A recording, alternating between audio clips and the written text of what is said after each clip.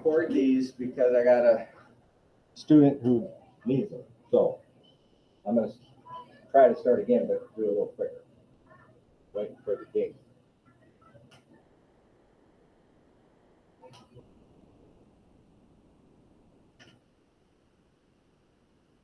All right.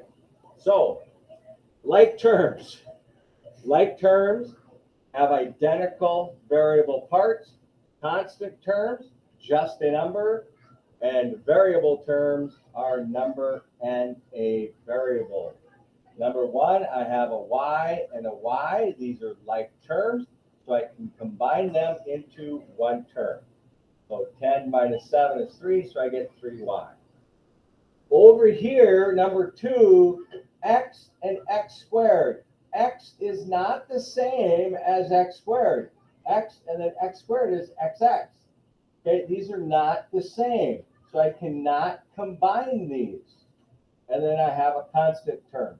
So for number two, that is already combined. It's already simplest form. There's nothing I can do with that one.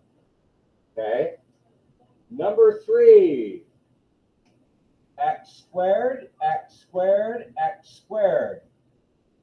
Go ahead and combine them.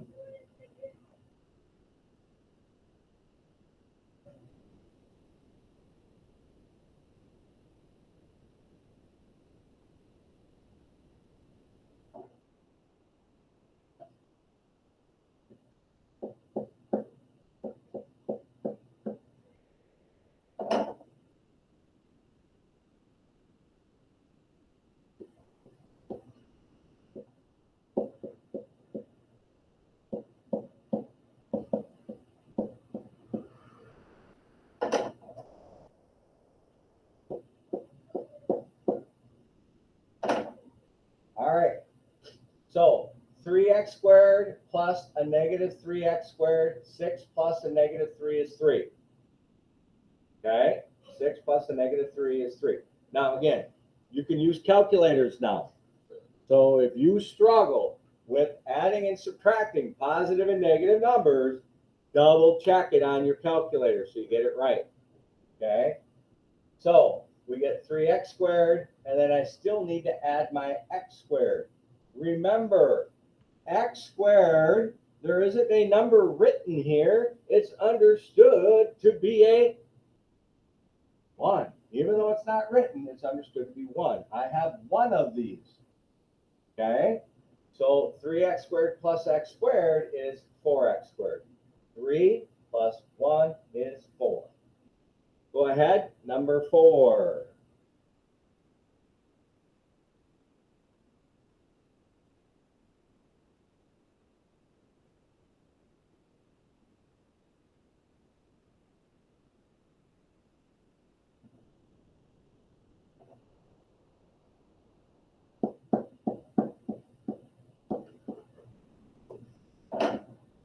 I can combine the 10p squared and the 4p squared to 14p squared, and then minus 5, and that's it. This is what you would type in your IXL. Okay? All right, number 5, combine like terms.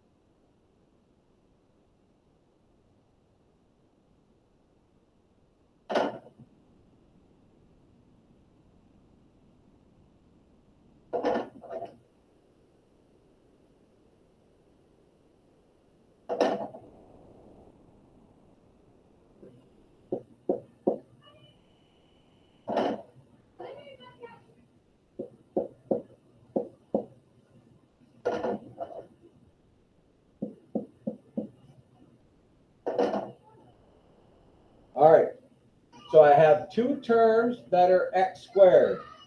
When I combine them, 2 plus 4 is 6. I have two x terms. Combine them, 3 plus 5 is 8. and then I have two constant terms.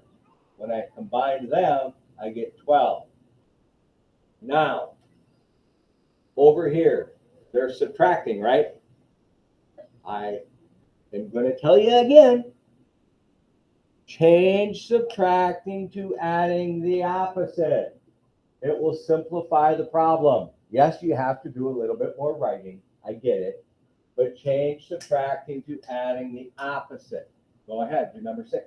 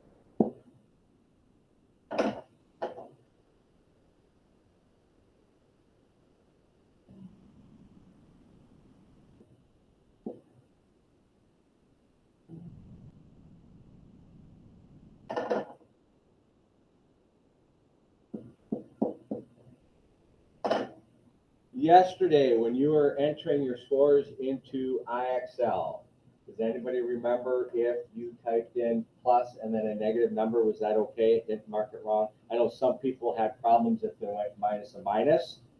It marked it wrong, even though it was right. Okay, so anyways, 3 and 2 give me the 5. -3, -5 give me the -8. And then I just have the -6. Okay, this would be the same as if you wrote it this way: 5y squared minus 8y minus 6. That's the same thing. Okay, right? Because adding a -8, subtracting 8, changes, adding the opposite, so forth. All right. Okay, so let's get started on X5. Oh, let me show you this so I don't forget. Okay, wrong one. Yeah, X15, thank you. We're going to do X15 and X16 today. Okay, we're going to do both of those. Quiz tomorrow. Okay, we'll review and then do the quiz. So I'm going to give you, I don't know, 5 minutes to do X15, and then we'll do the X16 notes. X16, we go up to 20. There'll be another quiz, a review, a test. It's going to be close. We're either going to have the test like on Friday next week, or it'll be the following week.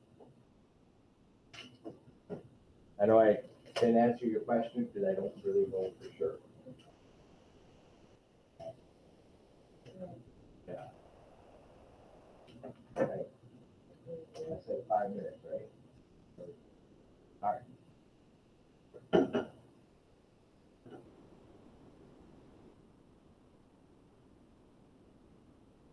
If somebody gets one of these wrong where you type it this way, okay, plus or minus, and you're looking at it and you're like, I have everything right, double check with me if I can see if IXL is marking those wrong or not. Should, but oh well.